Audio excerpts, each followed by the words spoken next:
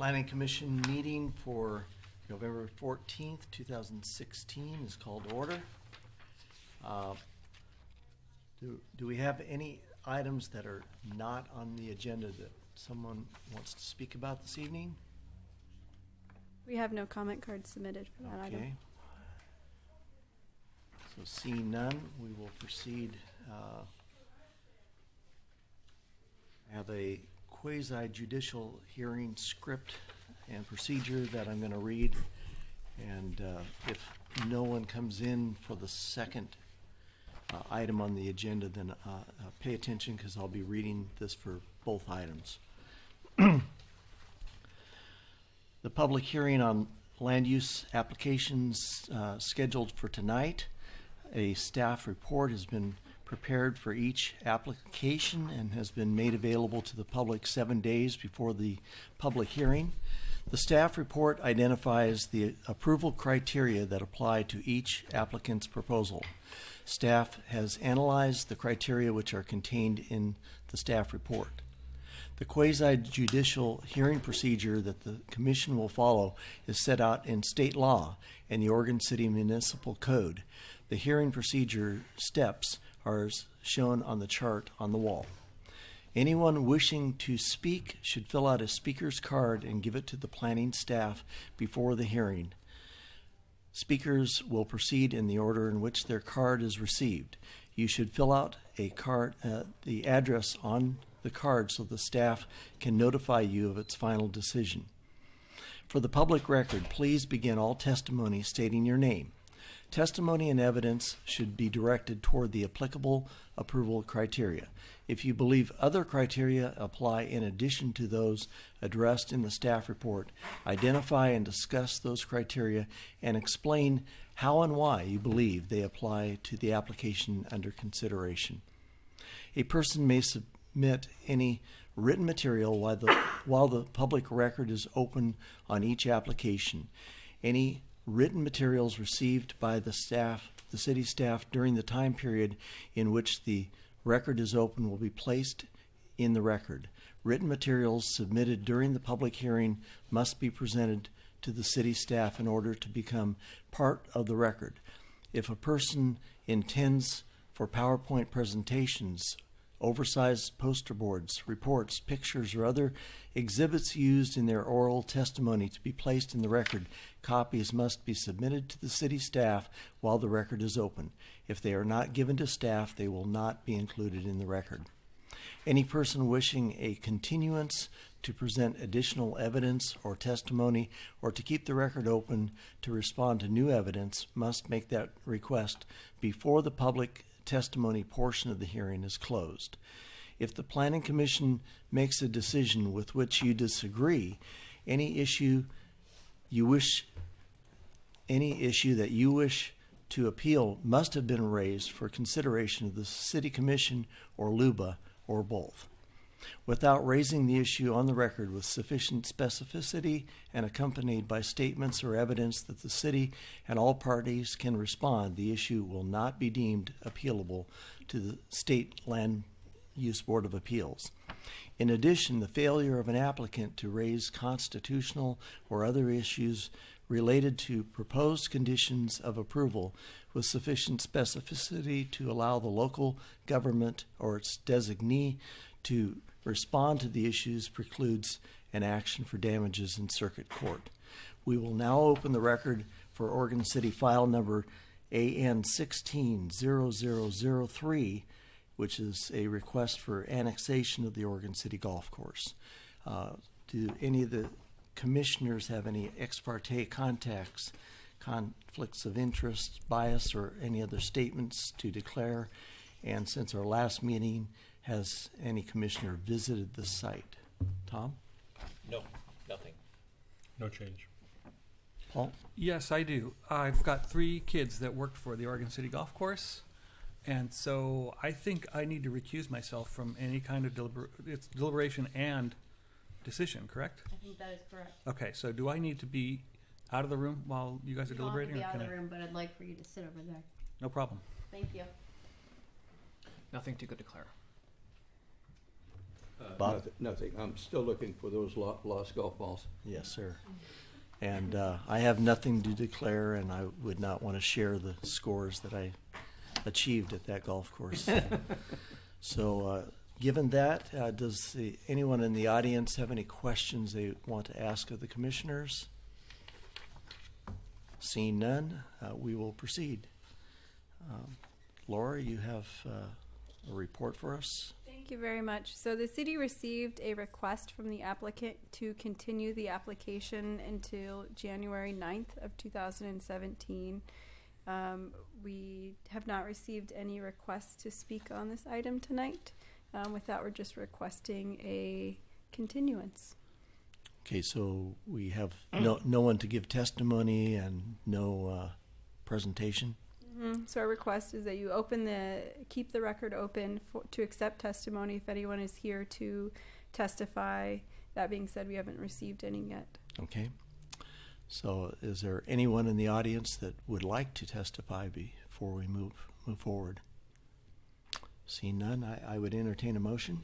I move we continue the PC 16-100 AN 16-3 annexation Oregon City Golf Course with the record open until January 9th, 2017. I second it.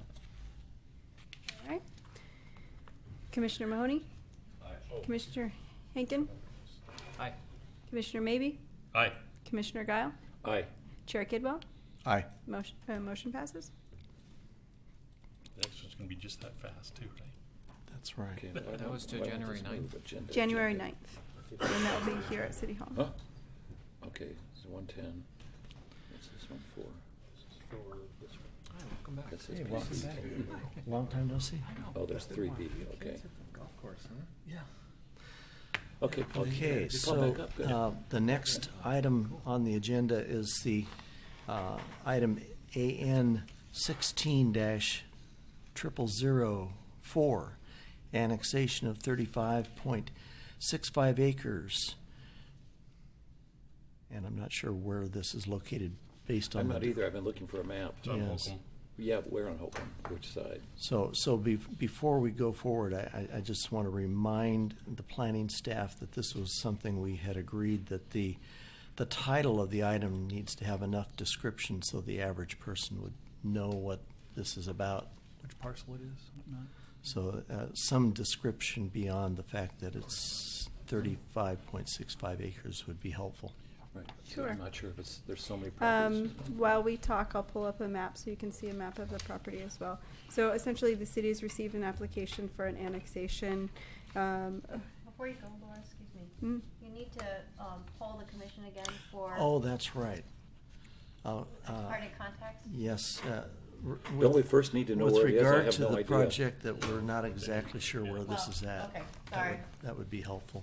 Located near South Holcomb Boulevard, does that help, or is that? No, because not there's located? several properties on Holcomb right now, either side of it.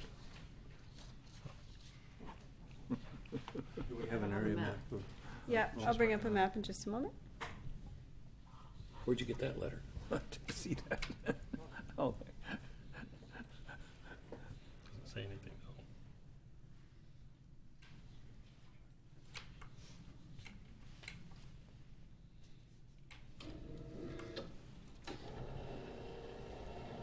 I wonder why that wasn't on here.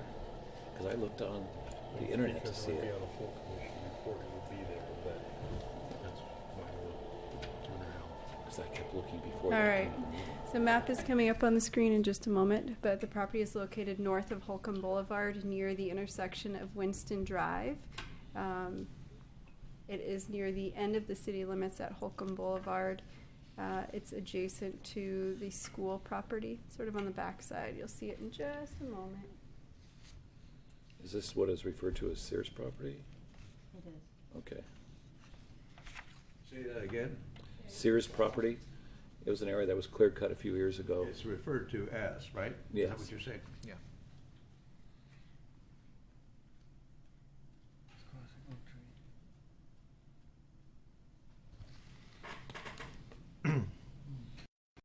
School, the is the large building next to it. Yes. That's just- correct. The building right Yep. there is the Yep. school. Just want to make sure. So the city Okay. limits is sort of. So at this point, then I would ask the commissioners, do you have any ex parte contacts biased, or have any of you visited the site prior to this meeting? Tom? I drive by it every day, but I have no bias at this point of this particular property. I haven't been further up Holcomb Boulevard than the school in 5 years, so You never come to visit me. that's right. You never mind. Bob? My wife works up at Holcomb Elementary, so I see the property almost on a weekly basis. Zach? I'm familiar with the site, but I haven't been there very recently. I'm not familiar with the site. And I know generally where the site is, but I haven't had any contacts, and I haven't been in that vicinity for some time. Does anyone in the audience have any questions for the commissioners regarding their declarations? Seeing none. Laura, would you All like right. to continue? Thank you very much. So I have a couple things. One is I do have a letter from the applicant. It's placed before you. There are copies in the back as well. We have a request for continuance also to January 9th for this application. There is no additional information that staff has to add, but we do have a request to speak from the applicant on this one. Yes. So can we assume that the letter you just gave us supersedes the letter from Mr. Givens, which said December? Yes, it does. So we did receive a request to continue this application to December, and now we have a second request for a continuance to January 9th. Can I ask a question? Mhm. So I read this after you handed it to us, and it says, "This short letter explains the status of the application and why the applicant has requested that the planning commission continue the public hearing." I was reading through it as quickly as I could, but what's the reasoning here? Am I missing something other than text of what is in the coding or in it? I think the applicant is going to answer that question. Okay, So if 'cause you I wanna kept let- reading if this. you wanna- No, I understand. If you want to let them go ahead and then That's any other fine. questions, we'd be happy to answer. Okay. Thank you. So do you have any more to present to us? I do not. You do not. So I guess at this time, we will hear from the applicant.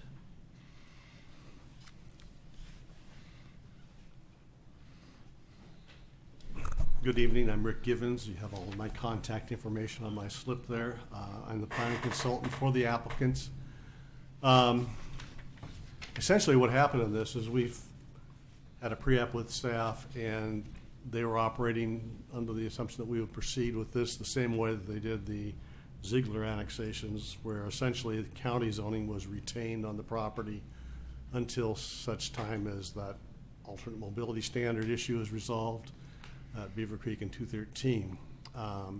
Subsequently, city's attorney, Ms. Richter, and our attorney, Mr. Robinson, huddled up and determined that city code requires a zone change to city zoning rather than leaving county zoning in place.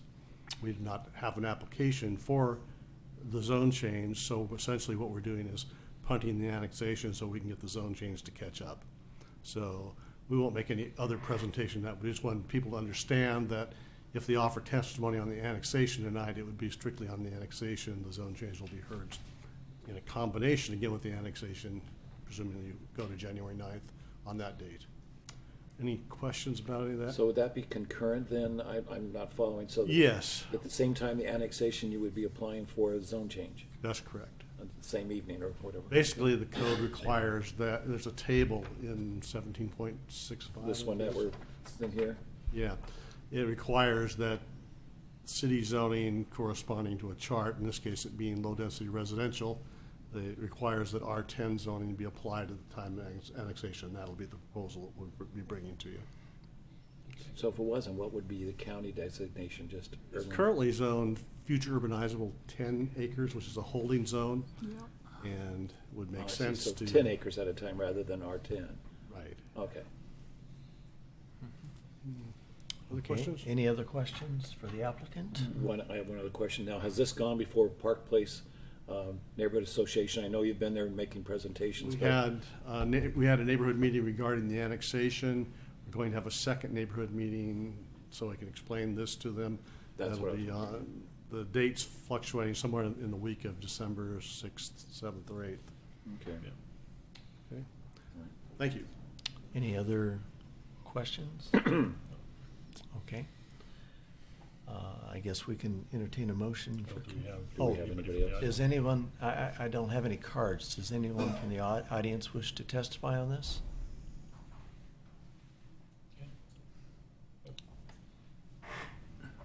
Is that a yes? Okay, come on up. Evening, gentlemen and ladies. If you can fill out a speaker slip too, so we know what your Af- name and address af- is and after you're everything. speaking. After you're done. Yeah. Hi, Charlie Lutuda. I live on Oregon City, Armel Drive, which is right alongside that property up there. Now, what are they going to be doing with this property if they annex it in? that's not in the purview of what this hearing would be about. It's only that it comes in. They're not required to say what they're gonna do when it comes in. That would be a subsequent meeting where they would do a subdivision, plat or a subdivision request, and then there'd be a whole nother public hearing at that point in time. At this point, we're just changing the city boundary from one side of their property to the other side of their property. So And you- at the same time, on the 9th, making And- it and- R10. Yeah, So you're taking it out of the county and making it city. yes. So then they can build in there if they want to, city. If they don't change the zoning designation and the annexation and zoning is approved, they could build houses on 10,000 square foot lots. That's R10, right? Yes. So I'm not sure how many that would be in this many acres, but I know the subdivision that's right next to it is not R10. So it's much less dense than the current subdivision that's next door. Which one are you talking about Are there? you talking about the one that's The one that side? Yeah. Oh, So okay. that's what they would be able to do without doing anything else other than just saying it's R10. We're going to build R10 amount of houses, and I honestly don't know the math for that. Part of it is because of the shape of it, but they could do that without coming back to anybody for anything. If they want to increase the density, go to R8 or 3.5 or build apartments, then they would have to come back to the Planning Commission to have public hearings about that.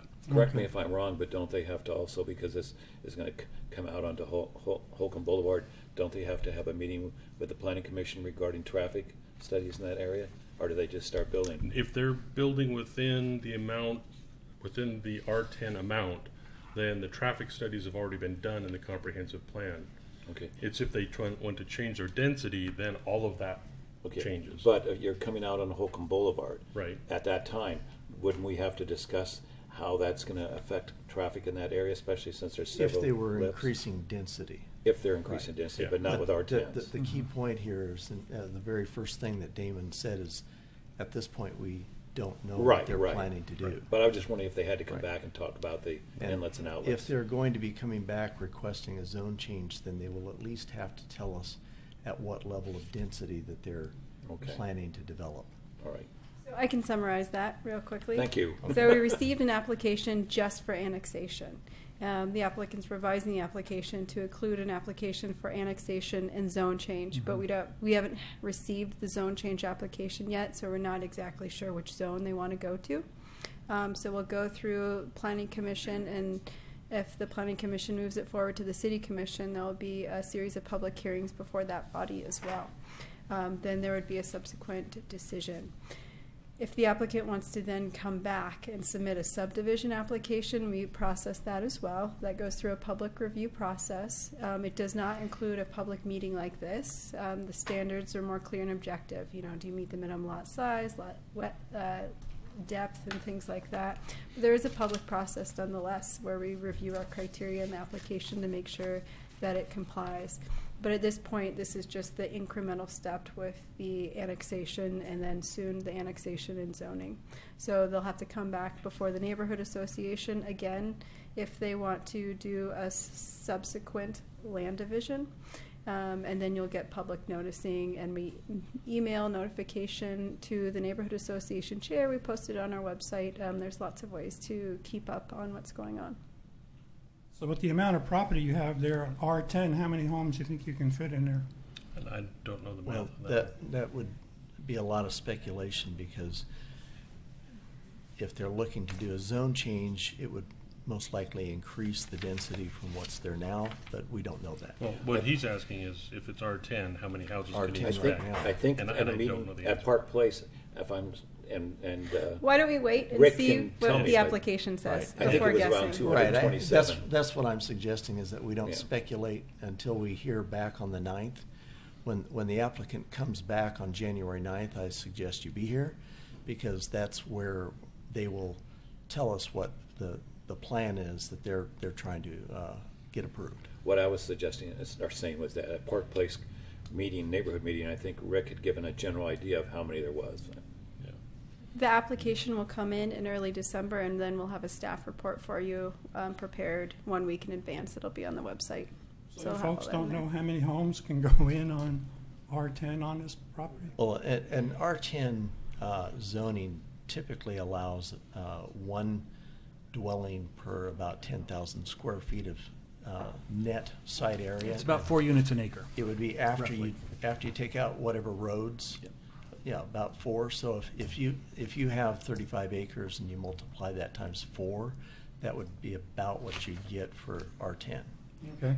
So, But things like streams, change that. yeah, if there's you know. wetlands or anything else, then that would deduct from that. But you could get an approximate total by multiplying 35 times 4, and that would be about the baseline of what they'd be allowed for that. If you want to get an idea what an R10 looks like, if you go across the street to Trailview subdivision, those are all R10s in there.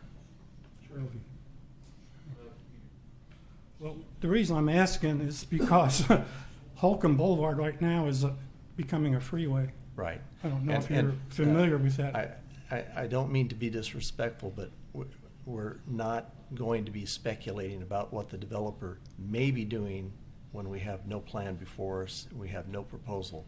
So I would, at this point, I would just encourage you to come back, look at the public notice that's posted on the city website a week before that hearing, and come back on January 9th. And the developer will give a presentation that will include the proposed zoning at that time. And based on that, you'll have a better idea of what density that they would be allowed to build based on that. I have a question for Ms. Richter. Yes. For annexations, even though they don't have a development before them, there is a part in the code that requires that you review the annexations based on availability of public services, Correct. transportation being one of them.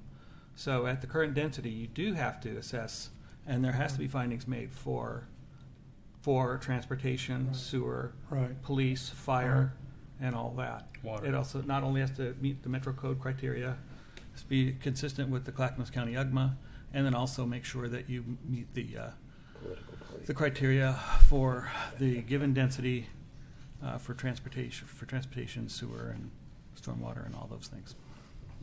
So really, other than a lot of speculation, the best I could suggest is look at the staff report that's published a week before the 9th, and then come back on the 9th, and you'll have a clear picture of what the proposal is. Okay. The reason we do that, sir, is that if we start speculating up here and put on our white hats, be a bunch of good guys, and give you all the answers you're seeking, which are legitimate, it's a matter of process and when those considerations are made. And if we start stacking the deck here by making statements that we don't have enough information to respond to, and it's called an application, then we're not being fair to both sides. And we can't legitimately enter that into the record as being unbiased. That may be a long explanation, but we've got some rules that we've got to play by here, and it gets kind of testy sometimes when people from the other side of the fence start questioning our judgment. So that's one of the reasons you're not getting all the information you're seeking right now at this point. That information will be forthcoming, but just not right now because we don't know. And we can't act like we do know and shouldn't because our statements are being entered into the record. That's so we right. have to be cautious. Yes, that's right. I understand that, but Sure. what I was trying to find out is if they do go ahead and put as many in there as they can, it's going to really clog the whole area up. The Well, schools are sir, crowded. Sir, again, and I'm going to ask you to conclude your testimony time. There will be a due process that this will go through, and you'll have an opportunity to interact with that. The best I can tell you is based on the existing zoning, if you multiply 4 times 35, that's about how many dwellings that they could put on there with the existing zoning. Existing zoning. If they apply for a zone change, that could change the density, but we don't know what that application is going to be for. There will be a due process, and we have to examine all the factors, just as Bob was talking about, before we can consider the application. At this time, we have nothing to consider. So I really don't want to be doing any more speculation on what the developer may have in mind for this property. As Charles said, you're going to have ample enough time to make the comments that you're making right now when we come up to that next meeting. And the other thing that I would tell you is that the first step in the process of annexation is one of about 4 or 5 more steps that the developer has to go through to actually build anything. So there are checks and balances along the way. The developer can't just get an annexation and then start building. There's other steps in the process that have to be followed legally, and the developer will have to go through those systematically if they want to develop the property. So the next entry point for this would be for the zone change. You can make those arguments that you have for the density and zone change. And then the second one would be the subdivision application, which would be reviewed at a staff level. That would not come before us, Well, depends on. depending upon what they're doing, but in Right. general, they don't. It may not. Yeah. So you have a lot of time yet. Thank you, guys. Yeah. Okay? Thank you very much. Thank you. Yeah, January 9th is the perfect time. Hold it, that's the national championship football game. No, that's February 9th. Oh, the Ducks aren't in it, forget it. Ducks aren't even going to a bowl. That's right. We have a history of that. So I guess I can offer the developer an opportunity for rebuttal if you like. Maybe you can say what you said to Park Place that time. For the record, Rick Gibbons, I just wanted to make sure they know that they can come to the neighborhood association meeting if they want to contact Bob LaSalle, head of the Park Place Neighborhood Association, to get the particulars. It'll be at the Alliance Charter Academy, and they haven't set the exact date, but they're welcome to come to that neighborhood meeting, and we'll be giving more information there. Great. Great. Thank you. Thank you. So at this point, unless anyone else wishes to speak, I think we'll close the public testimony portion of this hearing tonight. The record is still open, and I would entertain a motion for continuance. I guess I'll make the motion to continue file number AN 16-0004, annexation of the, do I have to say the whole thing? 35.65 acres located near South Oakland Boulevard into the city of Oregon City. With the record open. You got it open, yes. Thanks. Second. All right. Commissioner Mahoney? Aye. Commissioner Henkin? Aye. Commissioner Estes? Aye. Commissioner Maybe? Aye. Commissioner Guile? Aye. Chair Kidwell? Aye. Motion passes. So for those in the audience, the key date to put on your calendar would be January 9th.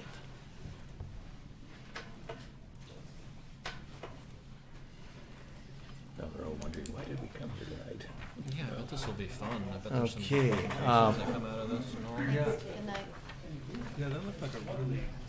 The next item on our agenda is nominating a representative to the Alternate Mobility Standards Community Advisory Group.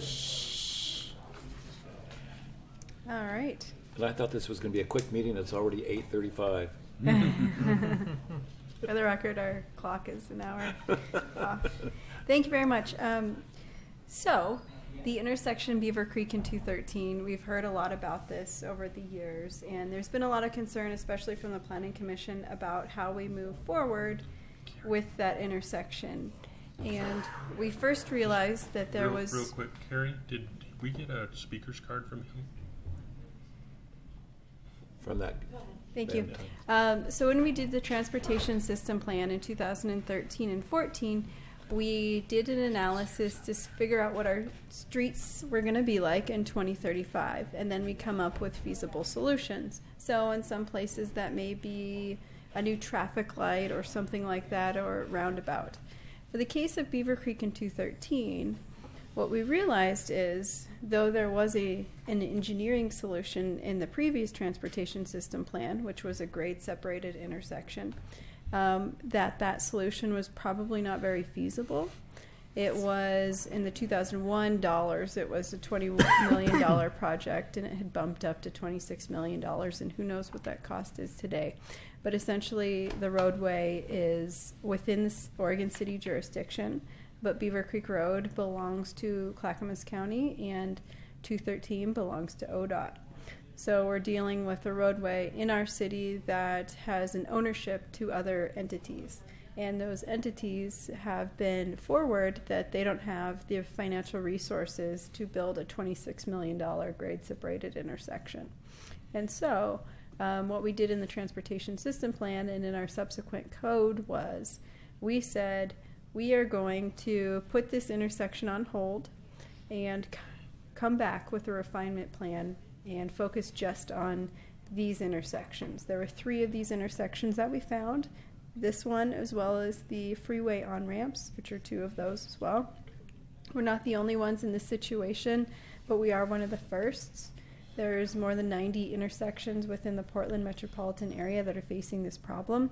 So we have urban growth boundary and zoning, but then we also have this balance for regional movement of freight and mobility in your car and things like that. So this process is designed to take a look at what a feasible solution is, and we're going to do that together as a community. We've put together a technical advisory group and a community advisory group for this process, and we will meet, each of the groups will meet 3 times. There'll be a joint meeting between the groups, and what we want to do is walk everybody through how we got here and what to do moving forward. So should there be improvements on the transportation system with parallel routes, or are there things that we can do at this intersection? Are there little things that we can do? Or is there a big solution that we haven't thought of that is achievable? So this process is happening soon, and we would love to have a planning commissioner member on the community advisory team. There is a variety of members on that team from all sorts of advocacy for transportation or transit or bus, things like that, as well as a variety of community members and businesses that are going to partake in this application or process. So we have 3 meetings. The first one is December 15th from 6 to 8 p.m. here. These are all open to the public, and we want to be transparent as we are with all our processes. So we'll take comments on things. We'll put everything on the website. It's all open for the public to participate in. The second meeting is February 2nd from 6 to 8 p.m. here again at City Hall. And then the last one is that joint meeting with the technical committee as well as the citizen committee, and that's April 12th, and we have to figure out that exact time. But it'll likely be at City Hall as well. So we are looking for a nomination from the Planning Commission for a member to sit on the community advisory group. Are there any questions about what we're doing, why we're doing it, or the process? So basically, the can got kicked down the road in 2001 because we didn't do it right, and now we're trying to figure out how to fix it. So we did the TSP in 2001, and back then you could put really expensive things and maybe you'd get the money, maybe you didn't. But when we did the TSP in 2013 and 14, you can't do that anymore. You have to have feasible solutions, which some ability to actually get that thing funded. It doesn't have to all be funded or all accounted for, but it has to be feasible. So this feasibility test was new in 2013 and 14. And so we could think of an engineering solution. It's not a feasible one, so we have to figure out what to do. So when the TSP was just a citywide thing, and we did kick the can down the road, but for good reason. I mean, this sort of deserves its own attention. We're one of the first in the metro region to do this, which is a little bit scary. So there will be a local review process. You're going to see it back at the Planning Commission again, because we're going to come up with a change to amend the transportation system plan and amend the city code, because right now we have that thing in our code that talks about limiting development because associated with these intersections. So you're going to see it again, and after it goes through Planning Commission and City Commission and hopefully adoption, then it's going to go before the Oregon Transportation Commission for their adoption too, since it's a highway. So it's complex. Nobody in the metro region's done it before, but Are we forcing the issue, Laura, do you think? that's a good question. So we have the thing in our code that says, it limits development that puts impacts on these intersections. So we said, all right, we came up with a couple of small solutions, like for Beaver Creek in 213, you can extend this left turn lane and do some warning signals of congestion or things like that, but that's not really solving the problem. We put some sort of temporary things that we could do in there. Still volume, isn't it, and alignment?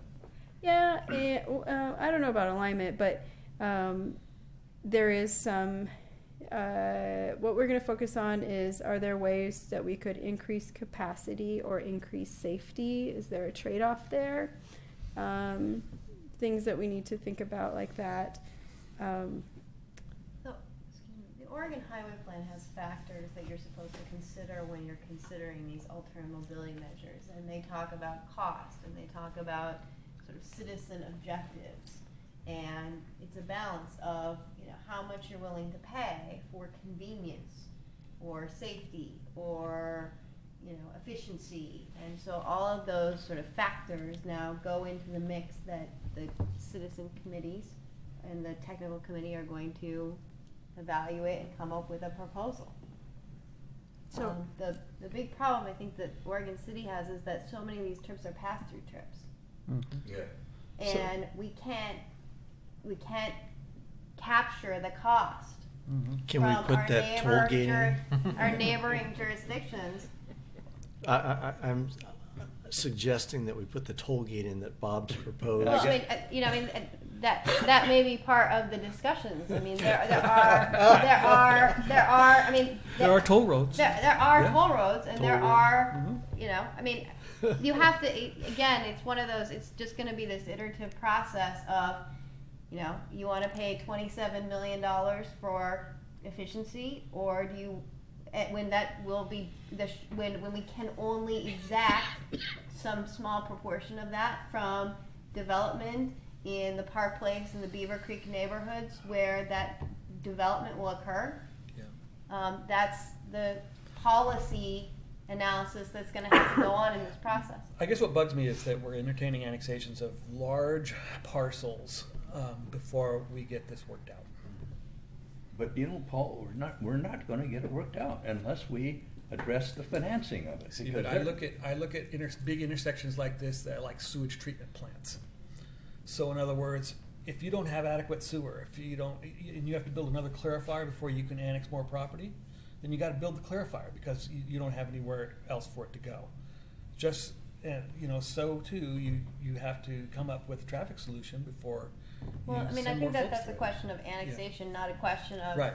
the alternative mobility Yeah. standards. I mean, It's if more broad that's your policy issue. concern, Yeah. then really the alternative mobility standards should have been done Long 6 time months ago. ago, a year ago. Yeah. And I mean, I think that there's something to that, but we'll be the first, duck off the bridge, into the lake trying to do this. And Yeah. so, and like I said, the criteria are very vague, they're very policy driven. How you balance them, it's hard to get guidance, Yep. so Yeah. We're actually creating our own criteria in a way. we are, and if we're not gonna spend significant amount of money, we're gonna accept some congestion. Yeah. And we're If gonna we have ha- to go into that with our eyes open. If we had the money to do this wouldn't be an issue. Right. Mm-hmm. And you We know, wouldn't be talking about it. we've joked about your toll road Yeah, for ages, but you know, there may be some serious consideration. Well, I there. think that the creation of this thing I think it's ambitious, and I think it's worthy, really. I You- like it. You know, the thing that is a little frustrating on the financing part is that when that road was originally built, they could have built that as a full interchange for a fraction of the cost of what it costs today. Yeah. And talk about kicking the can down the road. My Right. my neighbor at that time was a state civil engineer, and he was actually working on the project. And you know, he said you'd be amazed how small amount of money it was that kept that from being built. Yeah. It was just because everybody wasn't willing to chip in enough money at that time. But you know, that amount of money now is multiplied. I don't know how many times, but probably 10 times more. Well, how much is it costing us in economic growth? Really? Well, and that's hard to measure. Yeah. So I guess at this point, our charge is not to figure this out, but you're looking for a nomination of somebody from the Planning Commission to sit on this committee. I am. Do we have a volunteer? Well, I'll say I would normally be very interested, but I can't make the first meeting. Yeah, I would nominate Zach in a heartbeat. Well, Damon's got his hand up. But Damon, yeah. Either one of them. You guys can arm wrestle. Oh, no, I'll Damon, you're interested, I'll second it. Yeah, I might be a little late to the first meeting because I'm coming back in from a trip on the 15th, but I'm due back at 3:30, so Cancel the trip. should be able to. And I might try to make the subsequent ones, but I'd be happy to be an alternate. And I'm But- sure they wouldn't mind having two people show up. I'm going to ask to be appointed from the TAC, On if the- it's okay with on you the guys. TAC. Yeah. Yeah. So are you going to be on the TAC, or are you going to be the tax rep to the CAC? You know, Ag. read what, read between the lines. I'm gonna be a rep if I can, if they'll. I'm getting confused. So we have a volunteer nomination. Damon, we have a second? I'd say Just a second. Second. All in favor? Aye. Aye. Aye. All right. Damon, Thank you. got- Yay. Welcome to the team. No kicking it down the road anymore. Damon, I want a That's solution. right. Let's have a solution. Okay, so item number 5 is approval of minutes. We have the draft minutes from May 9th, 2016, and the draft minutes from May 23rd, 2016, which was a work session. So on the minutes from May 9th, I move we accept the minutes from May 9th. I had one comment Never mind. about that before we make a motion on it. And this actually kind of fits hand in hand with the comment I had about item 3B, is that we had agreed on these meeting minutes that all of the projects or all the considerations would have a title. And on this particular item, it only has a number. There's nothing but a number. And if I hadn't read through to see what it said, I still, as I sit here now, would not know what that Yeah. meeting was about.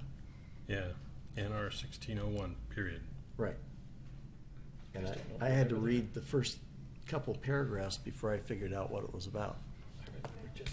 So I would like that corrected with a title of what that was. We'll do that. I have no other comments on that. Okay. I move we accept the minutes from May 9th, 2016 as amended. Second? Commissioner Mahoney? Aye.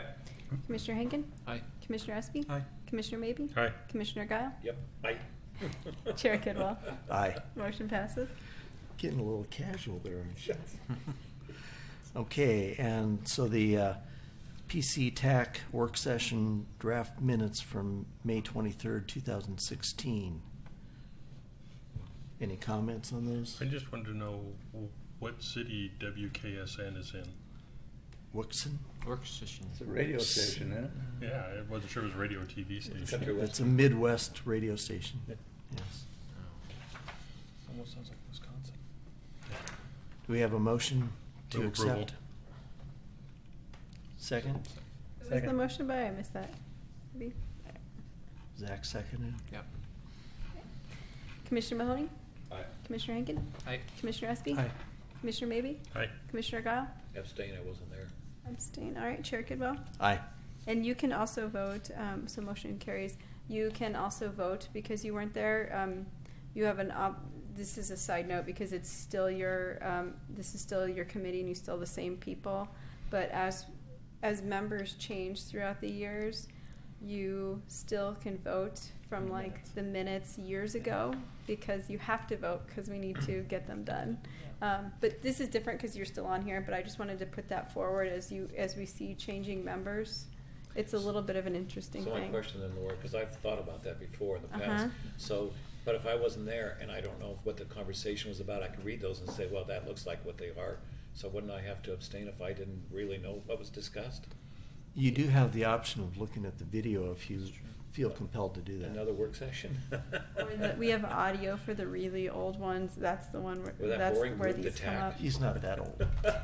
Yeah, this isn't that old, but just as a side note, because this issue came up recently at the city commission. So. Oh, okay. Okay, so next item is communications. Laura, you have any communications for us? I do. I am very excited to announce our Willamette Falls Legacy Riverwalk community event on Thursday. Here's a flyer for it. I hope that you attend. We'll send reminder emails. But essentially, it's Thursday from 3 to 8:30 p.m. at the Clackamas Community College. And this is the next open house. Our last one was in March. As you remember, we had 800 people attend. And so we're narrowing the design alternatives. We're getting there, and we want your input on what the final design is. We're looking forward to creating a preferred design by February, and then you'll start to see as the Planning Commission, as we refine our process and our product, there'll be a master plan amendment and associated detailed development plan for phase 1 of the Riverwalk. What we're looking at with this project or with this open house is a final design for the entire Riverwalk, which is about a $60 million project. We know that we don't have $60 million, but we have a good chunk of change for phase 1, which will be about a 25 or million. 16? 60. Oh, okay. But it'll happen over a period of time. We would like to get going with phase 1. Whatever phase 1 is, we'll figure out what the final design is, and then we'll have to pair out what phase 1 is from that final design. And so we need your input. There's going to be boards, and our design collective will be here. There will be a work session as a part of this, or a little community engagement event, so you could go in and provide input. There's online components, there's childcare, there's good people doing hard work, there is a fun time. So it's at the Gregory Forum. We look forward to getting as many people as we can, so tell your friends, tell your neighbors. This is our project, it's important to the city, and it's important to have input and a good turnout from Oregon City. We know it's a regional project, and it's important to the region, but we want to make sure that we show up to the table. What's the date again? Sorry. So it's this Thursday, November 17th, from 3 to 8:30 p.m. at the Gregory Forum at Clackamas Community College. And there'll be a variety of interactive design activities for us to provide input to further to refine the design for the Riverwalk. Laura, who was on the, without getting into particulars, on the initial group that you referred to come up with these designs? Was that state, county? Good question. So also, I shouldn't mention the Willamette Falls Legacy Project without the website, which is rediscoverthefalls.com. So we have a collection. We have a really good working relationship between multiple government agencies, if you can believe it. It's the city and the county and metro and the state, and this is important regionally, and we are all working together to find the way to move forward with the project. So we are working together we have a partners group, and then we have other various levels of advisory committees and working groups that move forward on the project, and then we'll get big picture direction from the higher level committees. But so it is a successful relationship between these government entities, and we all have one project manager, for example. They don't work for one entity, they work for all entities. And it's really nice to have this communication back and forth. But your question was more on the design collective. So there are contracts with this entity and various governments within the entity, and Snøhetta and their associates to come up with the preferred design. And so they're the main designers leading this project to come up with a preferred design. I said the word design a lot, but we have a lot of people and a lot of different agencies to make sure that we get it right. So there's consultants looking at environmental issues and floodplain issues and historic and cultural interpretation. We all move forward together because we agreed on some preliminary or some fundamental ideas of how we want this to grow. We want some economic redevelopment, we want habitat restoration, we want historic and cultural interpretation, and access to the falls. So those are our 4 core values, and everything we do sort of filters through those. So part of my question was, right now we've not taken it to the public, which is what we're doing Thursday. This has all been by the design groups and particular people within the county or city, but this is the first time we're bringing it to the public, what they've come up with. That's what I'm Kind kind of of. asking. Yeah, so this has been year in the making or years in the making, depending on where you kind of came in on the process. But at the last public event in March, we received sort of bigger picture guidance from the public, sort of reactions to what they want to see there and those feelings that they want to have, how they want to experience it. And then at the first city celebration, we asked them sort of how they want to experience it through the different seasons. So we're taking some of these big picture concepts and narrowing them down to some design alternatives. So this is the first time that you're going to get to see pictures and refinements of those big picture ideas of how you want to interact with the site and what types of key things that we want to see there. We want to know, are we valuing, how should we value these 4 core values? How should we make sure that we have great habitat restoration, but then also economic development? How do you balance those things, and how do we get your input on actually implementing them? So sorry to have a lot of questions, but that's another one. Everyone says, you're planning the river. I get a lot of people from Westland stopping by my store and asking what's going on, and Milwaukee and Gladstone. So they're wanting to know how it interacts with the future planning of the area itself. They said, are you putting the horse before the car by building the river walk before you do the other? And I don't know. That's a great question. So we are working in partnership with the property owner. There is, of the agreements right now, there is this component for a development strategy, which is a fancy way to say the private property. So we want to make sure that we get the most bang for our buck, and that we get those connections as much as possible, that we make sure that whatever we design is actually feasible, and that there are some synergies that are created there.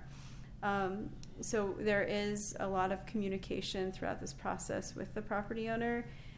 There is an idea, one of the 4 core values is economic redevelopment. So one, that the Riverwalk may be a catalyst for economic redevelopment, but then 2, we want to make sure that whatever that we do plays nice with the private side. So we don't